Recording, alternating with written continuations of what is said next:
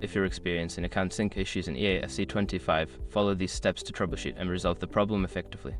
Step 1. Check server status. Visit the EA server status page to see if there are any ongoing issues or maintenance that could be affecting account synchronization. Step 2. Restart your device. Completely power off your gaming device or computer, wait a few moments, and then turn it back on. This can help refresh the connection to EA servers. Step 3. Update the game. Ensure that you have the latest version of EA FC25 installed. Check for updates on your gaming platform and install any available patches or updates. Step 4. Reconnect your account. Log out of your EA account in the game settings, then log back in. This can help re-establish the connection and resolve any sync issues. Step 5. Contact EA support. If the problem persists, reach out to EA support for assistance.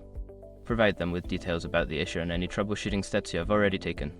By following these steps, you should be able to resolve the account sync issue in EA FC25. If problems continue, don't hesitate to seek further help from EA's support team.